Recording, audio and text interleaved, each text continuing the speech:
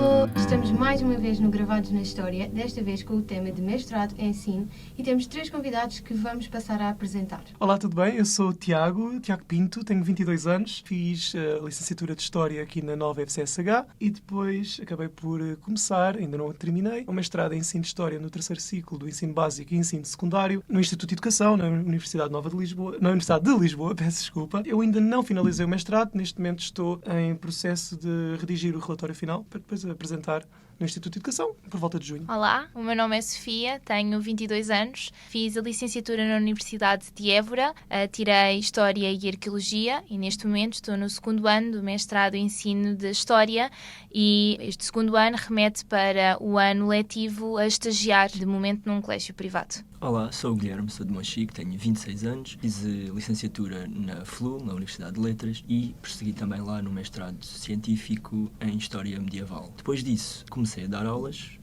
com habilitação própria, em março passado, e neste momento encontro-me também a dar aulas 7º e 8º anos aqui em Lisboa. Ok, então nós decidimos fazer este episódio por ser um tema que desperta a atenção de muitos alunos aqui na licenciatura. A via do ensino é uma saída profissional que muitos querem ter e achámos por bem fazer este episódio para responder a algumas dúvidas que normalmente costumamos ter, por exemplo, as diferenças entre diferentes mestrados, a questão da habilitação própria para lecionar, e vamos percorrer aqui todos estes assuntos, portanto, se isto for do vosso interesse, fiquem a ouvir. Em primeiro lugar, gostava de vos perguntar se o ensino sempre foi aquilo que quiseram fazer. Ok, posso começar?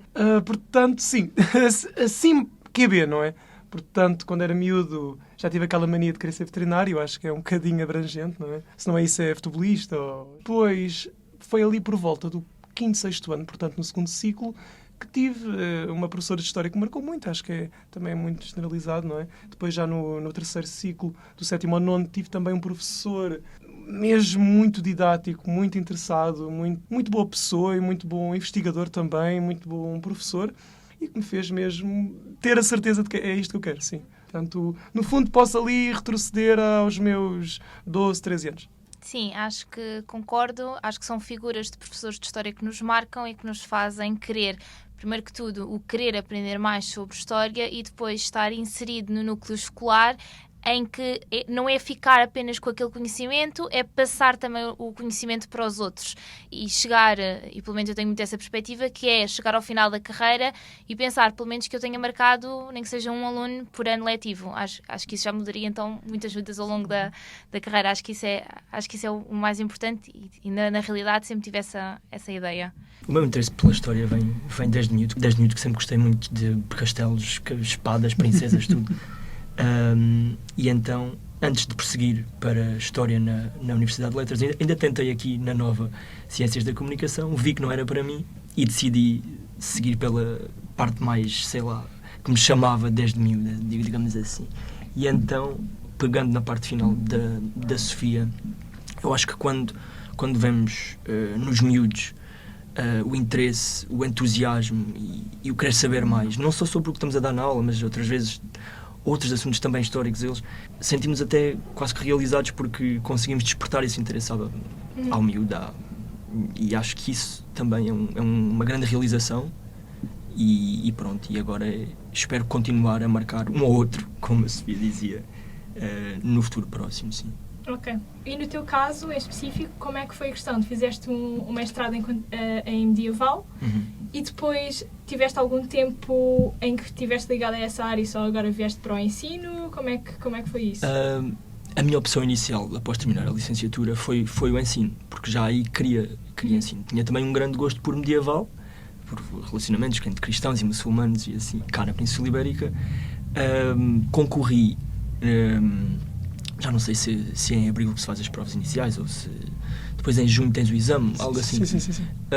Não consegui entrar.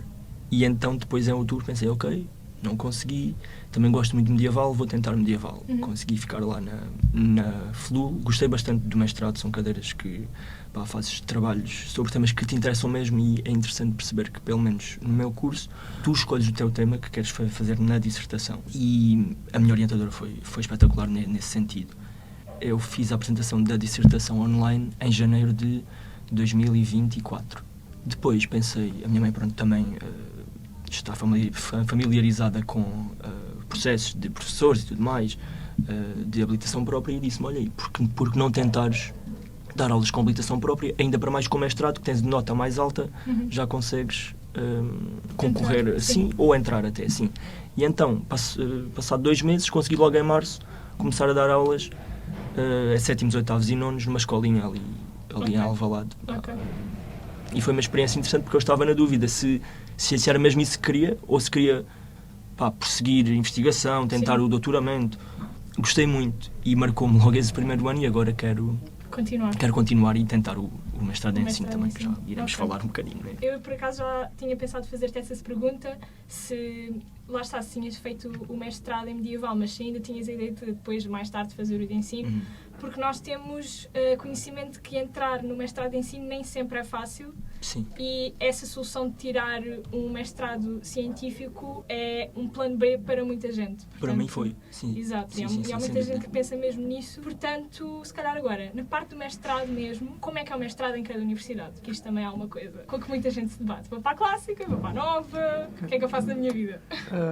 Acho que sim, posso começar. Primeiro dizer que, apesar de estar aqui a falar da Universidade de Lisboa e do Instituto de Educação, eu na verdade queria ter ido para a nova FCSH, a continuar, como fiz a licenciatura, ter continuado no mestrado.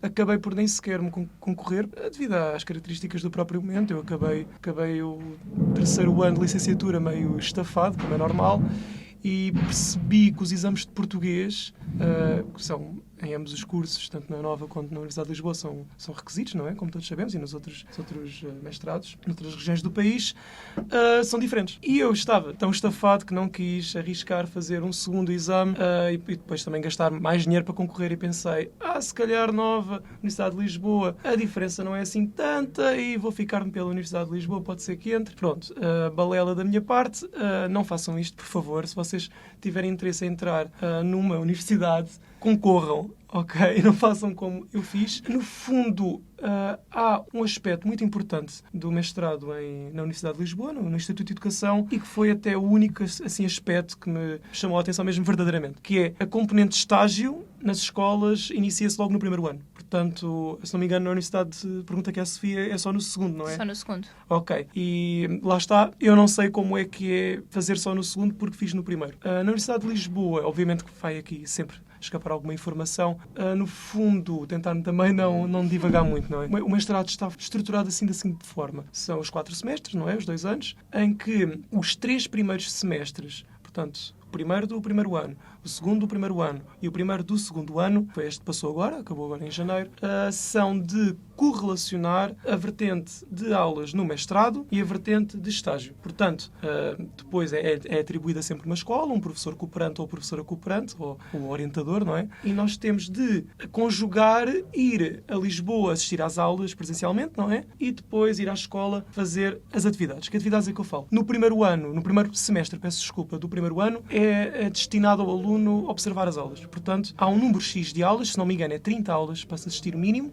Depois há sempre orientadores, como foi o meu caso, que exigem sempre um bocadinho mais, porque pensam não, às vezes até é mesmo necessário para sedimentar o aluno, para o preparar melhor, não é? Portanto, o primeiro semestre é de observação de aulas, o segundo semestre já é tanto de observação quanto de lecionação. Portanto, no segundo semestre do primeiro ano, ali de fevereiro a junho, já se leciona um número de 5 aulas de 100 minutos, ou 90, depende sempre da escola, da turma, portanto pode ser do sétimo ao 12º, ou então 10 de 50 minutos. No meu caso, como lecionei ao 9º ano, tanto no primeiro ano como no segundo, dei sempre 5 aulas de 90, acabei por dar mais, porque, tal como nas aulas assistidas, o professor pode sempre pedir que se façam mais, também a lecionação também o é, e eu tenho muitos conselhos a respeito disto, depois eu gostaria de dar, mesmo muito sérios.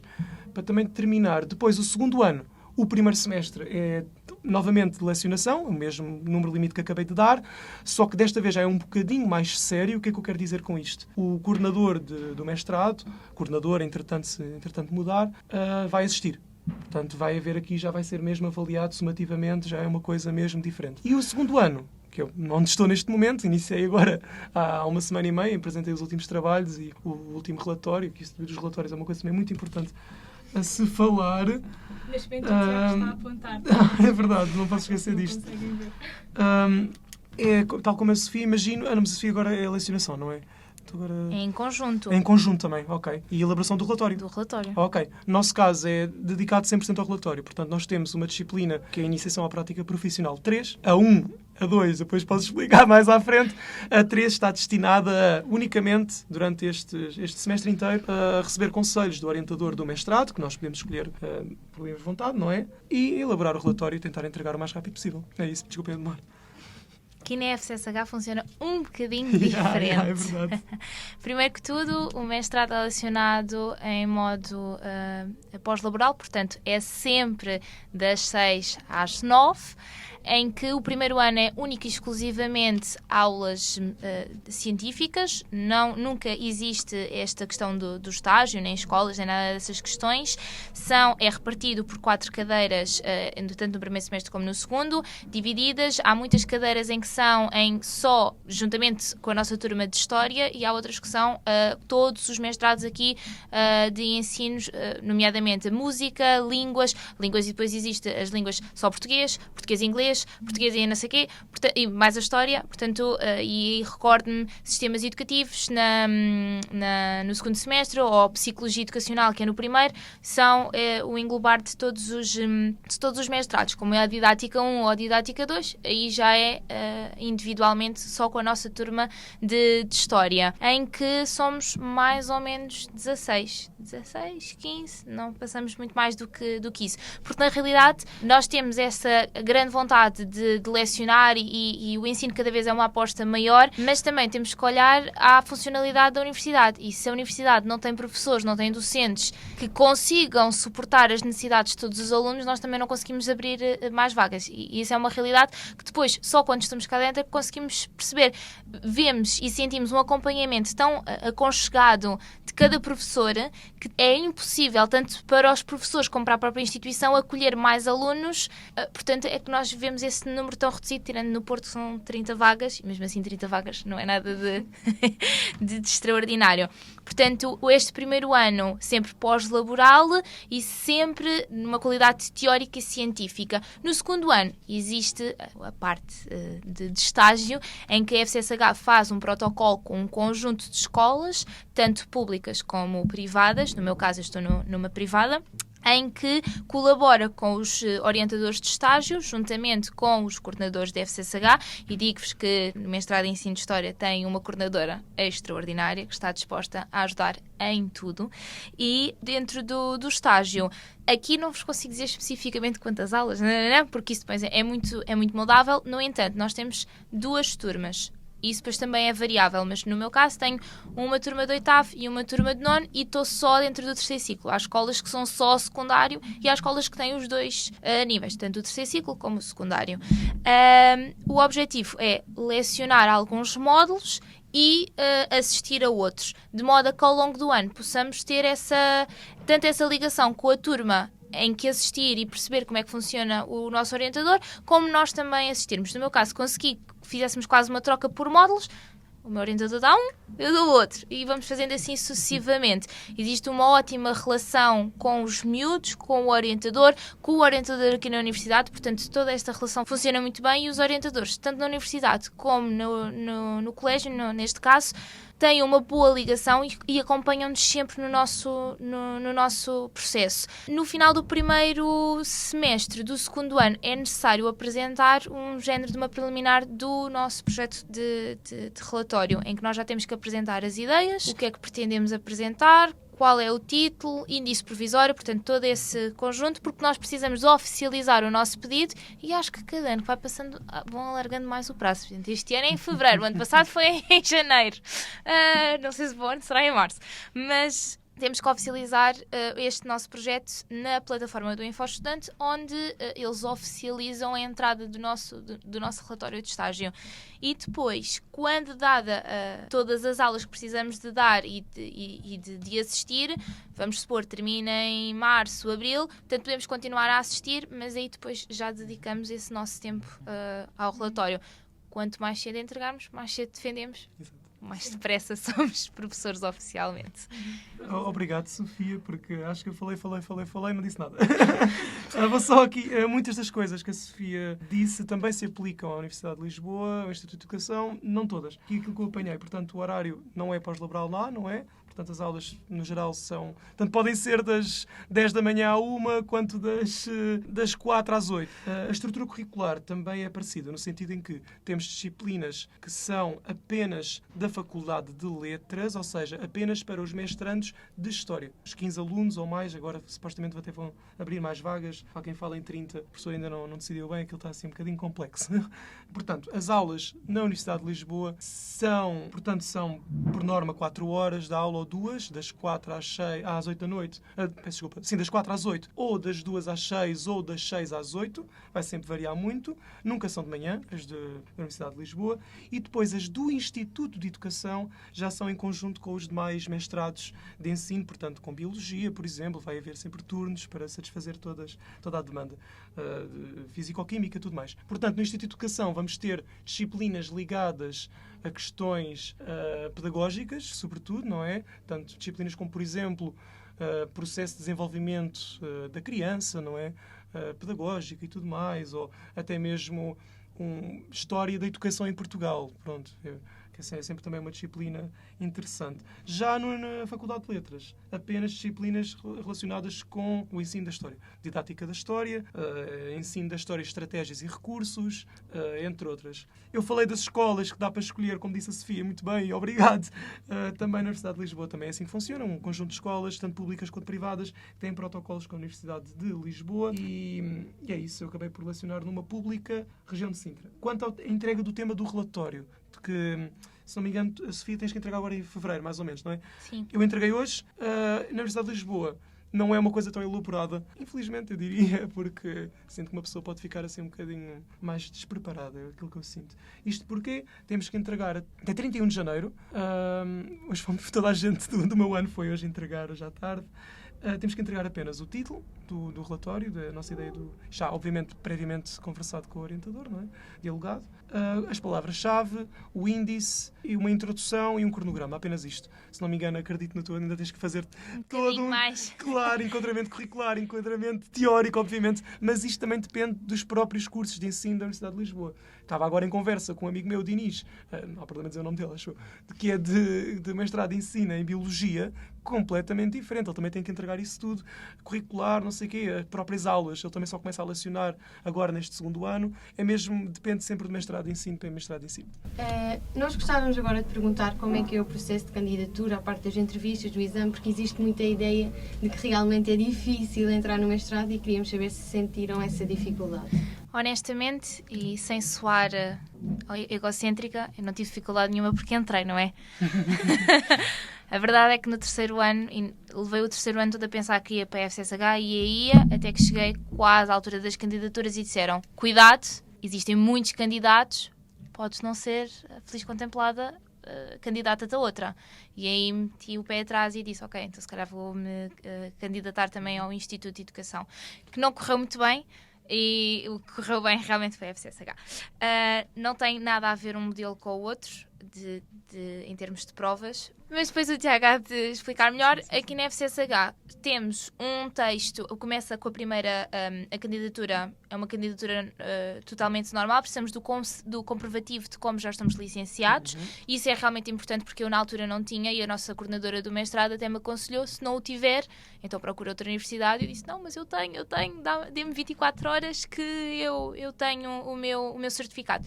E realmente depois o certificado chegou e então consegui fazer as provas. São constituídos por 3 elementos, portanto esta candidatura, pedem algum nome de professores que realmente são importantes dentro da instituição que nós tivemos anteriormente, ou então dentro da instituição onde nós estamos, neste caso a FCSH, ou então a Universidade de Évora onde eu estive. E depois, essa é a primeira parte. A segunda parte, temos um exame escrito, onde muito livre, muito espontâneo, portanto eles dão-nos um mote de um tema, de X a X palavras, e temos que expressar a nossa opinião, desde que esteja dentro daquele parâmetro. um texto muito livre, todos os candidatos de todos os cursos do mestrado em ensino, estamos lá todos naquele grande auditório, nem sequer foi aqui, foi no Colégio Almada Negreiros. E depois na terceira fase temos esta entrevista, uma entrevista de 10, 15 minutos, algumas pessoas foram só 5, em que tínhamos de escolher um mote de um tema que eles propõem na candidatura e tínhamos que organizar uma aula. Como é que preparávamos uma aula? Apenas na oralidade, através daquele tema. Eu tinha um PowerPoint feito e perguntei à coordenadora na altura se podia apresentar. Disseram-me logo que não. Era só na oralidade. E então, através do tema, expliquei como é que poderia se aplicar dentro da sala de aula. Perguntaram origens da licenciatura, morada, não sei se isso faz diferença, mas não creio, mas morada, objetivos, e depois estão sempre 3 júris, a coordenadora e mais dois professores.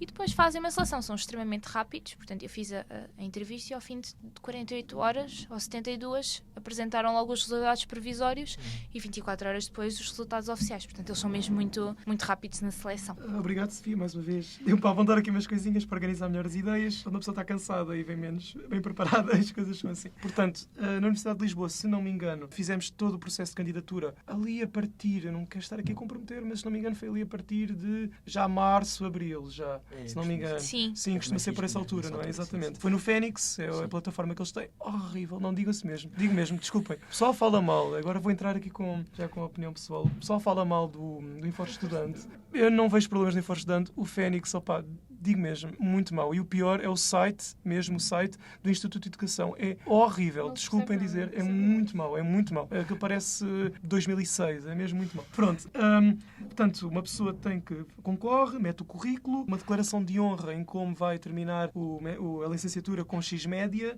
depois tem que submeter com o diploma quando terminar. Se não me engano, o diploma até é 50 euros aqui na FCCH, não é? Pelo menos, foi 50 euros, se não me engano. Chegou logo, mas 50 euros. Enfim, depois, de facto, a prova de português, no meu caso, realiza-se na FECUL, na Faculdade de Ciências, da Universidade de Lisboa. Verão, muito calor, levem muita água. Como é que é a estrutura? Se não me engano, no fundo é como se fosse um exame, foi o que eu senti, obviamente, de português, 12º ano, sem a vertente da gramática e tem de escrever muito mais. Se não me engano, eu não vou dizer a estrutura exata de como era, não é? Mas não vai ser mesmo fiel, mas tinha um texto de interpretação e tínhamos de escrever, pronto, com escolha múltipla, verdadeiros e falsos e tudo mais. Tinha outro de opinião, que é temos então um texto de opinião. Tínhamos um resumo, se não me engano, escrever um resumo. E temos ainda, no final, um texto de escrita livre, sim, tudo mais. Digo já, preparem-se mesmo para o exame português. Eu fui um bocadinho assim eu vou porque, escrever é fácil, muito estúpido. Correu muito mal, eu não consegui acabar o exame. Eles são mesmo muito rigorosos com o tempo, mesmo. Eu não consegui acabar, felizmente. Ainda tive uma boa nota e consegui entrar, mas se calhar até foi à rasca por causa disso. Portanto, eu não consegui mesmo acabar. Lembro-me que ainda pedir à senhora que estava a recolher, que acabou depois para ser a minha professora. Mas pronto, é que eu achei um bocadinho rude, porque, com todo o respeito para essa professora, foi muito boa, mas pronto. Naquele momento que eu pedi, por favor, eu sei que é uma questão de regra, eu sei, mas há pessoas que estão ali já estão a pedir para entregar. Eu só preciso de literalmente 2 minutos, por favor, e a escrever tudo muito rápido. A minha caligrafia é horrível ali, então... Enfim, não, mas faz parte, obviamente. Portanto, tenham a mesma atenção ao tempo. Se vocês são daquelas pessoas como eu, que tendem a demorar a escrever, por favor, no exame português mesmo, tenham cuidado com isso. Ok, depois do exame português, acho que, se não me engano, é logo depois do exame português, já o currículo, o diploma, que saem depois os resultados. As vagas... Se não me engano, na Universidade de Lisboa era cerca de 15, ou era 18, supostamente era 18. Não, supostamente era 15, mas entraram 18. Algo assim deste género. Supostamente este ano vai aumentar, daquilo que eu ouvi dizer, para 20 e tal, 30. Mas eu ainda não percebi se vai ser já este ano. Peço desculpa. É uma coisa que depois se tem que ver. O que é que eu posso dizer? Ok, depois faz-se as entrevistas. Duraram muito tempo. Até demasiado tempo, porque não foram nem de perto tão complexas como as que a Sofia relatou. Foi apenas porque é que és ser professor, porque é que escolheste a Universidade de Lisboa. Tenham isso tudo planeado. Todas essas perguntas na ponta da língua, ok? Recomendo mesmo. E é isto, acho que de processo de candidatura é isto. E depois, acho que acredito que a Sofia também seja assim, ou se calhar contigo já é durante as aulas. Depois das entrevistas, Pois é, esqueci-me de uma coisa. Peço imensa desculpa. Os resultados só saem depois das entrevistas, obviamente. Quando saem os resultados, depois das entrevistas, do exame português e tudo mais, é que todos os alunos são convocados para ser atribuído à escola já. Já é atribuído à escola à distância, que eu achei muito problemático, e digo já que é um grande problema da Universidade de Lisboa, porque, pelo menos no meu caso, eu vi-me atribuído a uma escola que eu gostei, acabou por ser a escola onde estagiei, nenhum problema, obviamente, apenas pela morada, ou seja, este Sintra fica com esta escola. Quando depois, já meses depois ou semanas depois, a falar com os colegas, é que pensei, mas tu por estás deslocado e estás aqui em Lisboa, pudeste escolher entre 3 ou 4 escolas. No meu caso não, foi mesmo aquela, eu achei um bocadinho uma falta de respeito, porque podia não querer aquela escola por algum motivo, não é? Eles disseram mesmo, é esta a escola que vais ficar, fixe, ok, tá bom, pronto, enfim. E é isso, depois começam as aulas. Isto aqui não funciona assim, não é? Pois. São vocês que escolhem. Somos nós que escolhemos, portanto, eu posso dizer que este ano todos nós estamos totalmente satisfeitos com a escola onde estamos inseridos. Se neste momento podem não estar satisfeitos é por algo inconveniente, mas no início, quando todos entramos em setembro, estávamos todos satisfeitos porque fomos nós realmente que escolhemos todas as nossas escolas.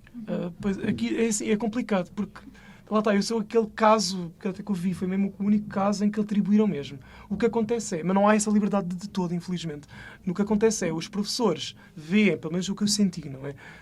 Os colocados, veem a moradia, veem onde moram, não é? E metem ali, ok, tu ficas com esta, tu ficas com aquela. É um ou outro caso onde atribuem umas 3. E depois, consoante a ordem em que a pessoa aparece na reunião, que demorou imenso tempo, 3 horas à espera no Zoom, para que fosse a minha vez de escolher, entre aspas, a escola, é que depois vem, ok, para ti e para o Diogo, isto é um exemplo. Estávamos a pensar nestas 3 escolas, uma em Oeiras, outra em Cascais, outra em Sintra, como devias primeiro que ele pode escolher. E depois esse Diogo. Imagina que o outro escolheu de Cascais, o Diogo já não pode ficar com o de Cascais. Isto é um exemplo, nem há nenhuma escola em Cascais, mas pronto. Que é um bocadinho mau, não é? Por comparação com o relato da Sofia, obviamente. E no caso, só uma pergunta. No caso da Sofia, disseste que as candidaturas também foram em março, abril? Não, são depois? São depois. Primeira fase já não vos consigo dizer concretamente, mas sei que foi depois. Até porque os valores também são diferentes e eu sei que paguei os 2 valores, mas é uma questão de um mês e meio ou 2 meses de diferença. Também não é nada de extraordinário. Digo isto porque o último dia, tem que ser em junho, porque o último dia de candidatura era quando chegava o suposto certificado e ainda ultrapassou a minha candidatura. Portanto, tem que ser na altura de junho, quando são lançadas e lacradas as notas no final da licenciatura. É nessas alturas. Pronto. Mas isso está tudo no site. E a esta altura já devem estar o programa das candidaturas aberto. E o site deve ser sagrado, está muito bem explicado, sim. Verdade, está mesmo. Acho que outra pergunta que era relevante também para perceber a diferença dos mestrados entre as universidades é: vocês sentem que os vossos mestrados é só assim uma coisa bastante teórica, pelo menos no primeiro ano, no caso da Sofia, que está ali só... Pronto, é um esforço só para ter o canudo no final e poder ficar em termo profissionalizante, ou sentem que é mesmo um mestrado que vos prepara e que vos deixa com as competências todas para quando chegar a hora de vocês estarem sozinhos numa sala de aula? Por mais teórico que seja, eu acho que nos prepara, porque nós temos certos tipos de cadeiras que, agora o nome falha-me, mas prepara-nos para crianças que tenham necessidades educativas especiais, nomeadamente espectro do autismo, hiperatividade, TDAH, agora não estou a dizer bem o nome, ou dislexia, nós não conseguimos, atenção, não é curar, nem nada desses, e já estou a dizer mal, mas é prestar atenção e dizer, ora, nós não somos psicólogos, mas... Há N de crianças que nós às vezes olhamos e dizemos, cuidado, vejam, porque... E não é só dentro da sala de aula, às vezes ao redor.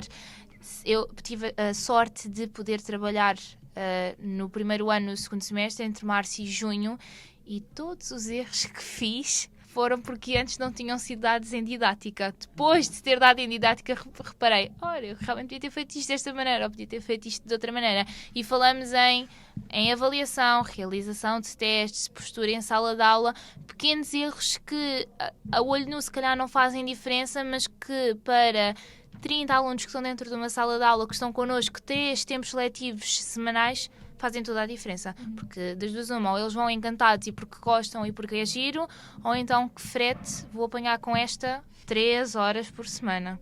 E acho que faz toda a diferença.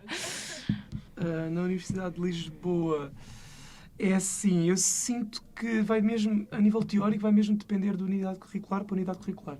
Senti que, no geral, as disciplinas do Instituto de Educação, portanto, aquelas para todos os mestrados, não é?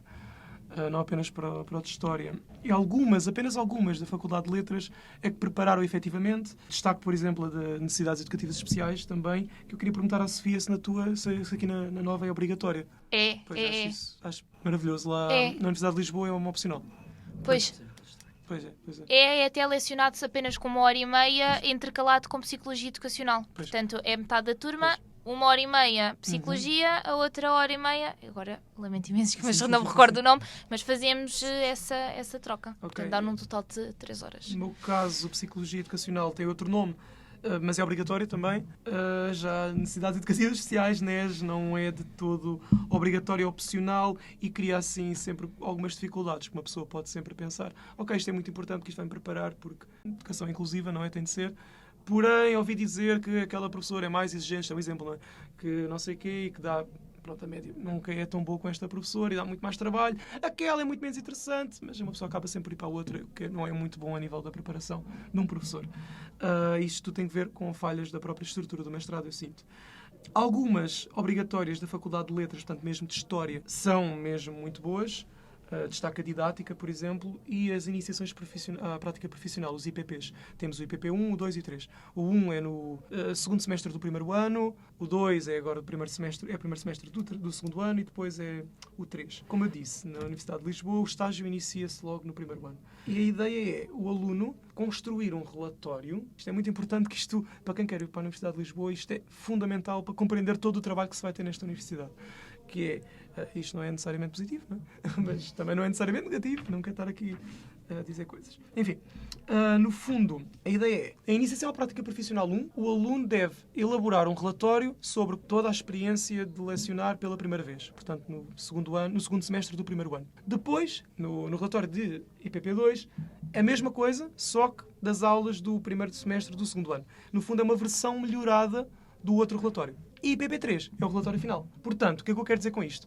A tese, o relatório final, já advém de outros 2 relatórios que se fez a nível curricular na disciplina. Um de IPP1 e o de IPP2. Apenas a vertente de relatório. Porque não vamos esquecer que o relatório tem a vertente que é mais parecida com a tese, onde vamos defender alguma coisa, que aplicamos nas aulas, e depois o relatório em si, a experiência. E essa parte toda da experiência, a caracterização da escola e tudo mais, advém já todo o trabalho feito. Isso é bom porque poupa algum trabalho agora neste período. É mau porque porque burnout, não é? Uma pessoa vê-se a entregar trabalhos, como eu entreguei neste último semestre, portanto, janeiro, antes de entregar a tese. Não tem nada, a minha tese não. Ainda vou agora começar a rever o relatório de IPP2 para trabalhar no de IPP3, que é a tese. E entregar trabalhos de 200 páginas, tanto logo no primeiro ano, no segundo semestre, entregar trabalhos enormes. Uma pessoa sente-se mais preparada? Sim, mas a nível pessoal senti que foi muito mais por conta do estágio. E é aqui que entra o meu verdadeiro argumento, que é, apesar de algumas disciplinas importantes de prepararem, aquela que mais te prepara é estas do IPP, porque faz este relatório, mas tu aprendes porque estás no estágio. Portanto, tu aprendes no mestrado, no Instituto de Educação da Universidade de Lisboa, sobretudo no estágio. Portanto, como é-te dado logo essa experiência, primeiro pela observação das aulas, depois contacto com os alunos, é aí que tu aprendes verdadeiramente. É um bocadinho complicado, uma pessoa fica assim um bocadinho perdida, não é?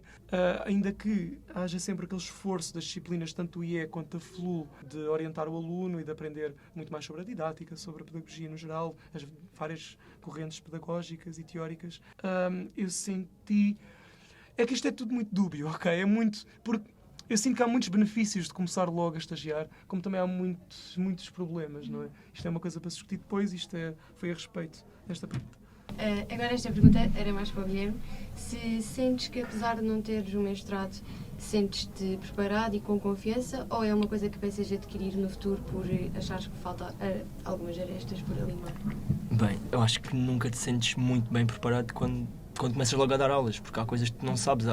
Quando o Tiago estava a falar nos NES, eu cheguei à minha primeira reunião intercalar, eu não sabia o que é que eles estavam a falar, não sabia o que era NES, o que é que era alunos RTP, todas essas siglas, todas essas especificidades de cada turma, tu vais aprendendo no dia a dia. Agora, a questão é, às vezes podes ter sorte em ter um bom coordenador do departamento que se interessa mesmo, que vê que acabaste de chegar e que te tenta guiar como consegue. Eu tive a sorte de, na minha primeira escola, a minha coordenadora era espetacular, porque ajudou-me a fazer fichas, como corrigir, os critérios de correção, tudo isso, toda essa parte que eu não fazia ideia de como é que se fazia, ajudou-me nesse sentido. Nas aulas em si, é ir-se aprendendo. Tu nunca sabes, porque há miúdos que lá está, que precisam de necessidades especiais, precisam de outro tipo de contacto. E depois, imaginem, é muito bom o falar com os outros professores. Há uns que não dão essa abertura e que tu sentes-te ali perdido, sentes que não pertences ali. Porque não tens uma mestrado em ensino, não há quase que aquela validação de que, ok, eu fiz isto, posso estar a fazer isto agora. E isso às vezes é difícil de lidar com alguns professores. Há outros colegas que te tratam igual, que tentam ajudar como podem. Seja dúvidas, dão-te um número para te ajudar em qualquer coisa. Mas sinto que preciso desse mestrado em ensino para também ter acesso a algumas cadeiras que me possam ajudar também, seja a estruturar melhor aulas, porque é uma coisa que vais aprendendo com o tempo. Imaginem, dou uma aula, vês que eles não estão com atenção, se calhar não posso ir muito por aqui, se calhar não tenho que fazer algo mais dinâmico, se calhar um vídeo vai chamar-lhes mais a atenção para um tema. É difícil, porque estás sempre a aprender e sempre a evoluir nesse sentido. Portanto, eu sinto que o mestrado em ensino vai-me dar coisas, sem dúvida, que não tinha e que serão, sem dúvida, essenciais para qualquer questão de dia-a-dia, seja estruturação de uma aula, seja lidar com alunos diferentes, precisam de outros estímulos. Sim. E a própria correção de fichas, um teste não é igual para um aluno é como é para um aluno que não tem essa necessidade. A própria maneira como tu falas com o aluno, até, de olha, tens que melhorar aqui, olha, tem que ser diferente. E depois, pronto, há também uma coisa muito importante que eu senti, que é o suporte familiar que os alunos têm depois, reflete também na maneira como estão em sala de aula e como lidam contigo. Sendo uma pessoa jovem, tive que tentar pôr um travãozinho, porque eles sentem, este gajo é novo, sente-se mais à vontade. E depois o que eu sinto, só para falar um bocadinho também disto, que é uma coisa que eu também tenho algum receio até às vezes, eu estou a dar aulas a 7º e 8º e sinto-me aí mais confortável até, porque são mais novos, se calhar não questionam tanto a tua capacidade de lecionar, a tua capacidade de saber mais coisas ou não, e sinto que no secundário se calhar pode ser mais complicado para mim nesse sentido, porque também estás a preparar miúdos para exame, tens outra pressão em cima, eu não digo que não tenha já, mas com exames, com pais também a quererem, sinto que o mestrado em ensino sim, que fará uma diferença, sem dúvida. Agora, claro que aprendes muito também assim, a começar numa coisa que tens interesse, mas que não sabes dar e que estás só a experimentar, a ver. Mas aprendi muito até, desde que comecei até agora, sim. Há coisas que já não vou repetir, né? E pode também ser útil depois para o mestrado em ensino, o que já aprendi até agora, de dar aulas. Sim. Claro. Também gostava de te perguntar como é que foi todo o processo de te candidatares por habilitação própria. Ok. Seja, como é que ficaste nas escolas? Basicamente é um site que se chama Sigre, onde tu colocas os teus dados pessoais, onde tu colocas os certificados, quer de licenciatura, quer de mestrado, se já tiveres. E depois, basicamente, tu escolhes a zona, vês o que é que há disponível de escolas, depois há escolas onde será secundário, outras onde será ensino básico, e depois depende do número de horas letivas. Concorres, pronto, há ali um localzinho onde tu concorres, onde tu colocas quando é que terminaste a licenciatura ou o mestrado, onde colocas a tua nota final e o currículo, as escolas já terão acesso porque já o depositaste na plataforma. Normalmente é um processo rápido, a escola depois contacta-te, por telefone, quase sempre, e quando te contacta é porque sabes que entraste, né? Se não contactar, depois aquilo diz-te que já há um candidato escolhido e tudo mais. Eu sinto que quando tinha a licenciatura e quando acabei a licenciatura foi em 2020, maio de 2020, ou junho, já não me lembro. E logo aí pensei, ok, se calhar vou começar já a ver escolas, porque a minha mãe já aí me tinha dito, olha, se quiseres vai já vendo, podes começar agora. E comecei logo a ver escolas, se bem que era com nota de licenciatura, era menor do que a do mestrado e nunca estava a ser escolhido também, nunca. Agora, logo antes de entrar no mestrado, cerca, sei lá, umas semanitas antes, tive a possibilidade de ir dar aulas para casa, para o Algarve, para Monchique, mas acabei por rejeitar essa opção, porque quis começar o mestrado em ensino e iam ser 2 dias a dar aulas, eram, sei lá, 6 horas, se calhar, 8 horas, nem isso. E depois tinha aulas cá e eram presenciais, não me compensava.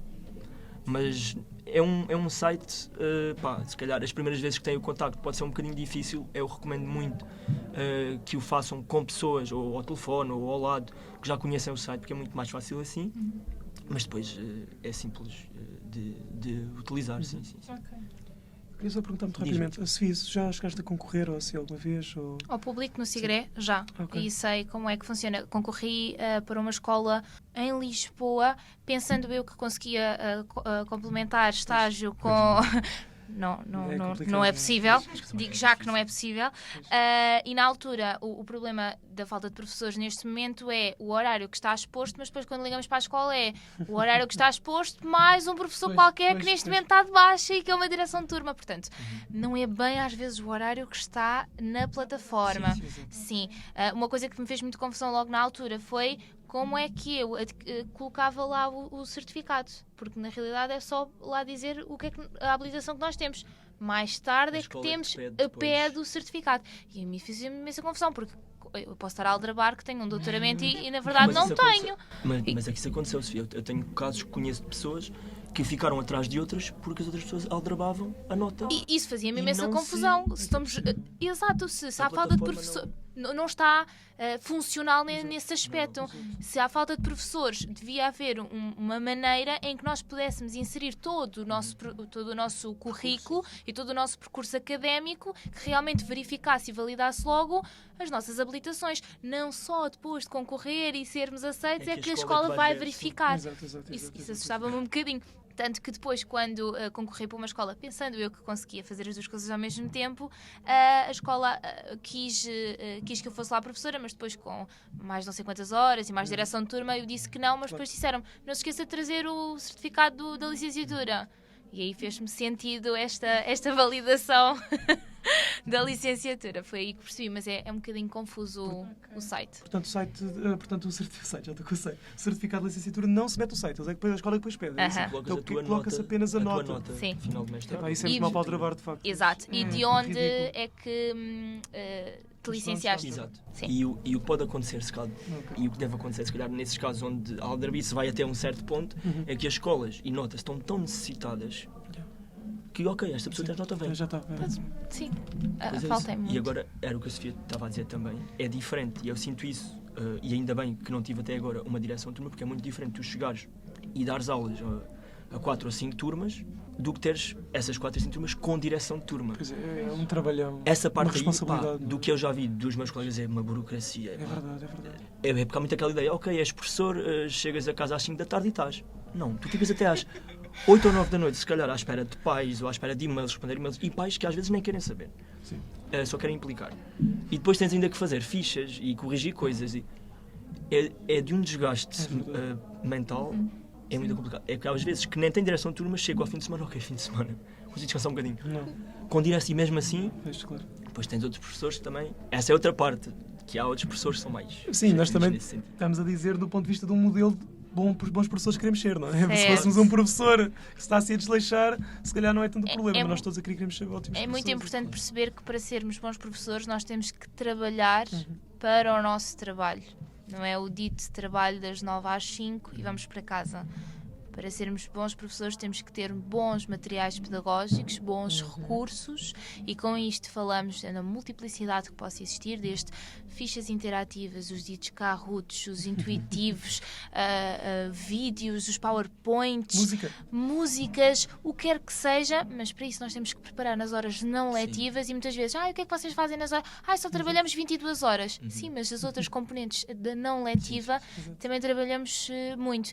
E neste momento não, porque estou a estagiar, mas a componente não letiva também, e aqui o Guilherme pode dizer mais, a componente não letiva também é para ajudar qualquer criança que necessite. Vê mal. O nosso trabalho como professor é, se vê mal, arranjar uma consulta e óculos para aquela criança que não vê bem. Tem uma dificuldade económica a criança não consegue ir alimentada para a escola, não dorme bem.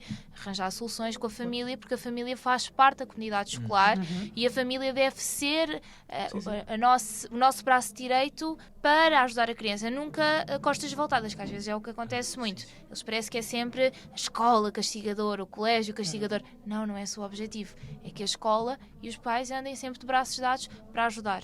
Sermos esta comunidade escolar, porque senão nem nós conseguimos fazer o nosso papel, nem a criança consegue aprender, nem os pais fazerem realmente o seu papel enquanto pais. É mesmo verdade que é um grande problema crónico agora, que é esta dissociação da sociedade, nomeadamente as famílias da escola. Não vê a importância que há na instituição, não é? Concordo 100% tudo o que tu E não é só disseste. isso, é que é isso, e é também às vezes, eu não queria ser tão direto no que vou dizer, mas por parte de alguns pais há uma falta de respeito gigante pela profissão do professor. É verdade. Porque nós, como professor, nós sabemos o que temos que lecionar e vamos para ali e estamos só a dar aula e é só isso com que temos que nos preocupar. Não. Nós temos que conseguir educar ali. Há pais que falham muito nesse sentido. E depois, a nossa responsabilidade ali não seria idealmente educar mais do que a nossa disciplina, se calhar o estar em sala de aula, o respeito pelos colegas e tudo mais, mas para além do que temos que fazer com a matéria, com a avaliação, tem que existir essa preocupação. Às vezes porque há miúdos que não sentem essa preocupação com a família e que vão para ali também à espera, não porque querem, mas porque tu notas no miúdo essa necessidade de um apoio especial.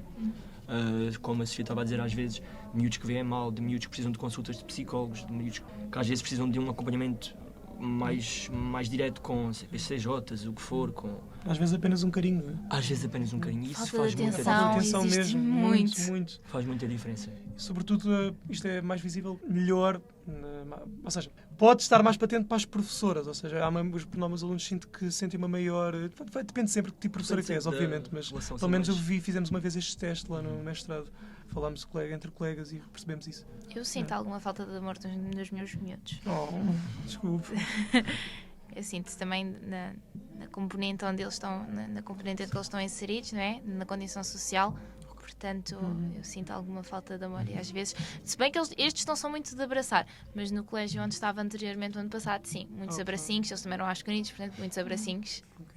Mas eu dizer, Sofia, às vezes pode nem ser a componente social. Neste momento eu estou com alunos que talvez as famílias tenham um estatuto financeiro mais elevado e são miúdos que notas que em casa não têm essa atenção e vão para ali, muitas vezes não com o intuito de aprender, mas também de querer aquela atenção, de querer aquele, olha, hoje estavas muito bem na aula, hoje, boa, acertaste, boa, estás melhor, estás a... E aquele reforço positivo. É um reforço positivo. Constante mesmo. Sim, tem constante. Tem que ser constante, é verdade. Assim, não deve ser em demasia, não é? Mas tem que ser quase em demasia, não é? Não sei se me fiz entender. Nós que somos adultos gostamos de ser elogiados, quanto mais uma criança que está em contínua aprendizagem e em constante crescimento. Em que qualquer coisa do seu dia-a-dia é o caos e é o drama. É importante que haja este reforço positivo, mas ao mesmo tempo o cuidado, falta também isto, mas sempre com o reforço positivo. E acho muito importante que vocês falem disto, porque nós, pelo menos eu vejo isso em mim enquanto apenas estudante de licenciatura, nós às vezes temos uma certa tendência a olhar para a profissão do professor ou de forma demasiado positiva, ou seja, é aquela profissão que muda a vida das pessoas e não sei o quê. Ou então, e isto mais quando saem notícias nos jornais sobre as colocações e os problemas dos professores e tudo mais, ou então uma profissão que tem muito trabalho e muita burocracia, e lá está. Acho que é uma profissão bastante complexa porque as duas partes são verdade.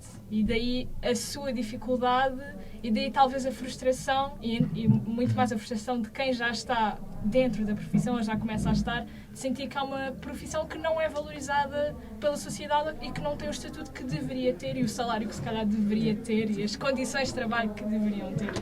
Portanto, eu gostava de vos perguntar sobre este aspecto.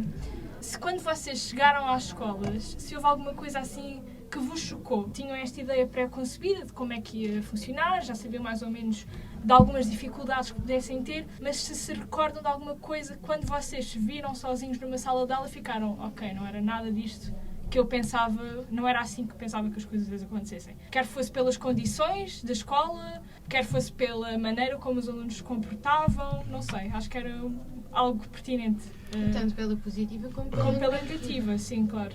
Da minha experiência até agora, o que me chocou mais nem foi tanto o comportamento, porque pronto, já fomos miúdos, sabemos que éramos irrequietos talvez, e eu talvez esteja a levar com algum karma de quando era mais novo, mas eu sinto que é muito difícil, seja para um professor acabadinho de chegar, seja para um professor com muitos anos de experiência, pelo menos no meu caso as aulas de História, o que acho um bocadinho estranho, porque nunca tinha visto porque as outras escolas onde estive e sempre que tive aulas de História eram sempre mais longas, e as minhas neste momento são de 50 minutos. Esta escola adotou que as aulas de História 50 minutos. Temos 2 tempos semanais só apenas. E eu sinto que é muito complicado chegar a 30 alunos em 50 minutos. Sim. Mas Muito todas as difícil. outras disciplinas também são Não. Aqui a de História é. Eles têm o português e a matemática, acho que são 100 ou 150, não tenho certeza. Mas sinto que é muito difícil conseguires lidar com dar matéria, com miúdos que precisam de outro tipo de apoio, com situações de sala de aula, e conseguires sair de lá com, ok, consegui chegar a todos, dei o que tinha que dar. É muito complicado para 50 minutos. Em relação ao comportamento, eu acho que vai sempre depender da maneira como tu te relacionas com os miúdos. Isto pronto, é a minha experiência mais pessoal, eu não consigo estar a tratar um miúdo por você, isso não consigo. E se calhar eles aí, quando há o tu, podem-se achar, ok, estou aqui mais na boa com este setor ou não. Mas, tendo em conta as 2 experiências que tive, seja uma escola mais diversificada, seja uma escola com mais recursos, senti algumas diferenças das 2 escolas. Seja ambiente de sala de aula, o que vos vai surpreender um bocadinho é que neste momento eu tenho ambientes de sala de aula mais difíceis de lidar do que tinha, se calhar, numa escola, do que tive numa escola mais diversa. Sinto que ali os miúdos tinham um respeito diferente ainda pelo professor, e aqui, tendo em conta os estatutos familiares, se calhar esse respeito não é tão visível na sala de aula. Os próprios recursos das escolas são diferentes. Antes dava aulas com quadros de giz e com projetores que raramente funcionavam. Agora pronto, os projetores funcionam, já consigo utilizar mais, seja PowerPoint, seja vídeos, seja Kahoot, como estavam a falar. É mais fácil nesse sentido também. Mas vai sempre depender de escola para escola. Ok. Não sei se tem alguma coisa a acrescentar. Sim, eu ainda não estive sozinho, porque todas as aulas que lecionei tinha a professora cooperante ou orientadora, whatever, a assistir. É assim, a apontar isto mais do ponto de vista do professor, para tentar que o processo de ensino e aprendizagem seja eficaz.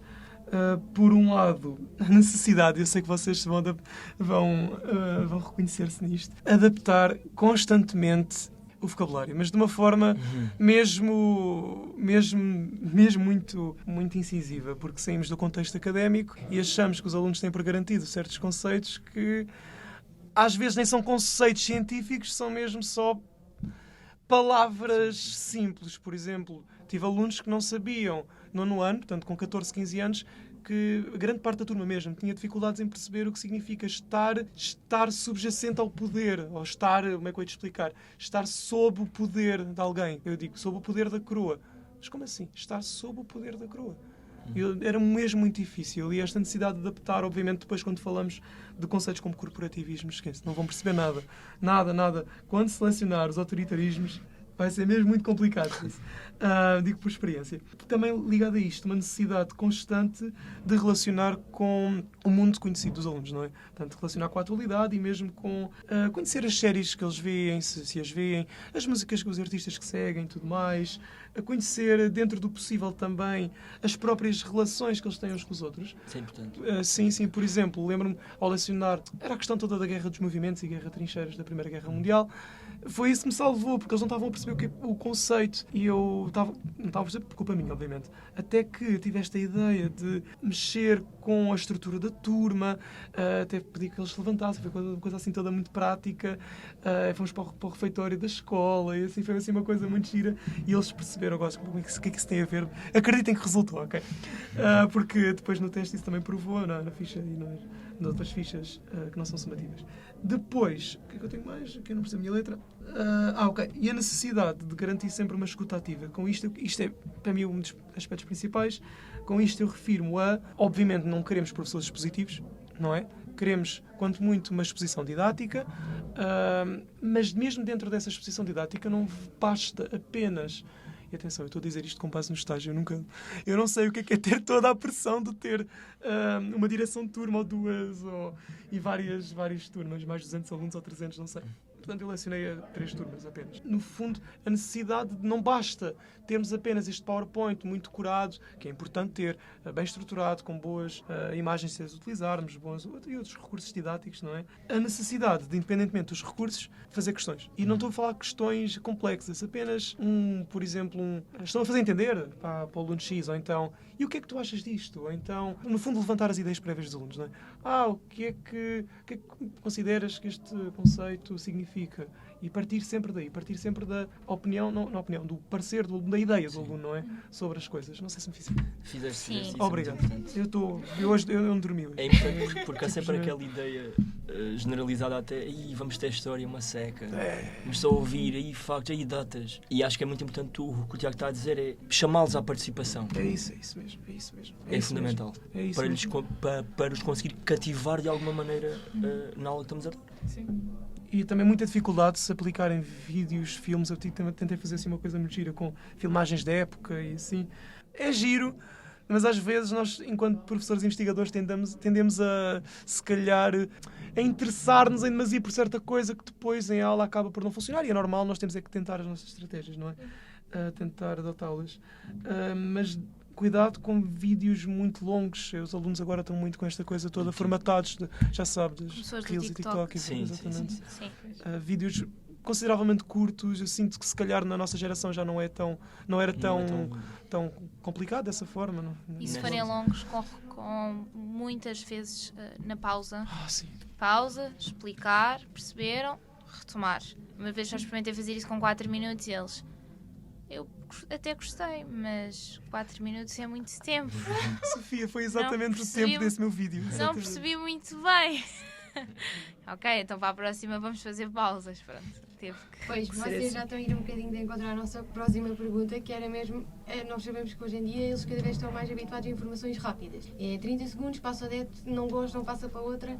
Então, como é que prendem a atenção deles? Recursos muito visuais, muitas cores, mas também é importante, e isso é-nos referido em didática, que é necessário prendê-los ao olhar. Portanto, muitas vezes... Vamos supor cartazes de propaganda, então a imagem é estática.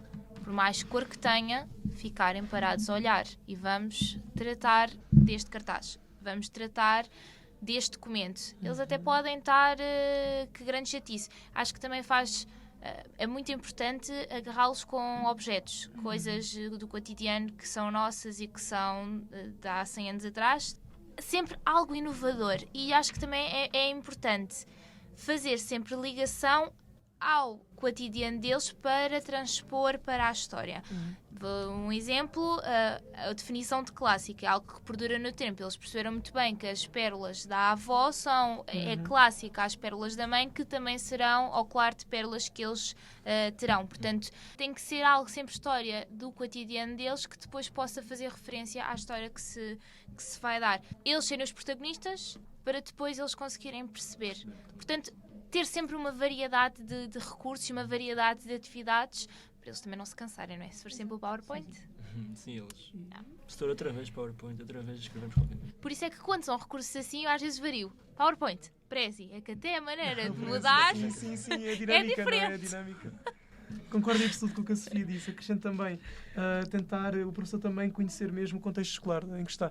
E toda a proximidade mesmo a nível de oportunidades culturais perto da escola. Por exemplo, lecionei perto do convento de Mafra, portanto, só daí para o 8º ano temos toda uma forma de relacionar porque grande parte dos alunos felizmente conhecem, outros infelizmente não, mas com a escola é sempre possível também realizar as visitas de estudo, cada vez mais caras. Infelizmente os autocarros são um absurdo. É verdade. É ridículo. Vocês não têm noção. Nem eu tenho bem, porque a minha professora orientadora já referiu isso. Já me esqueci. Chegam às centenas. E atenção que a visita de estudo é estupidamente importante, porque é o único... Isto é common sense, mas é a única forma que muitos alunos têm de visitar. Sim, claro. Bem, nós já estamos a ficar aqui com o tempo finalizado para este podcast. Gostava de vos agradecer muito por terem aceitado o nosso convite, por terem vindo aqui partilhar um pouco da vossa experiência. Tenho certeza que isto será útil para muitos daqueles que nos estiverem a ouvir. Gostava só de finalizar o podcast com uma pergunta direta para vocês poderem responder. O que é que vocês diriam a alguém que quisesse ir para o ensino? Principais conselhos, uma frase inspiradora, algo que dê força para não desistirem desse sonho. Há bocadinho disseste que existiam aquelas duas diferenças entre um trabalho muito frustrante em termos salariais e horários e não sei o quê, mas também a parte utópica de querer mudar. Acho que quem vai para professor tem que ter sempre, até ao final da carreira, até ao final dos seus dias como docente, o pensamento utópico de eu vou mudar o ensino. Porque se não for assim, não vale a pena. Nós temos que entrar todos os dias na sala de aula, por mais problemas que tenham, e dizer, estas crianças têm que sair daqui com um sorriso na cara. Estas crianças têm que entrar e dizer, eu vou ter história com aquele professor. Este tem que ser o pensamento, porque se não o for, nem sequer vale a pena. Para acrescentar-te também a isto, mesmo que ouçam a parte de é muita burocracia, tem muitas reuniões, e eu digo-vos mesmo, por experiência própria, que às vezes essa parte nós esquecemos disso quando o aluno chega ao pé de nós e te abraça e diz, olha, gostei desta aula, olha, obrigado, senhor, por esta. Isso, para mim, não, eu sei que é um bocadinho clichê dizer, mas não tem muito valor, não tem o valor. Não tem preço. Não tem preço. Sentes-te realizado. Mesmo. 100% eu ia dizer exatamente isso, ter o amor pelos alunos, não é? Ver uma aluna, por exemplo, como aconteceu, uma aluna com necessidades educativas especiais a dizer, professor, tirei 6 páginas de apontamentos, na última aula foi 5, mas na aula seguinte, professor, foi 7, 8. É mesmo de emocionar. E não só isso, até frases mais gerais como professor, grande aula. Para nós só isso. Mesmo, até me dá vontade de voltar atrás e ter tido esse tipo de comportamentos com vários professores, que se calhar atazanei um bocadinho. O outro conselho é, quando estiveres a lecionar, se acabares por ir para esta área, por favor, vem.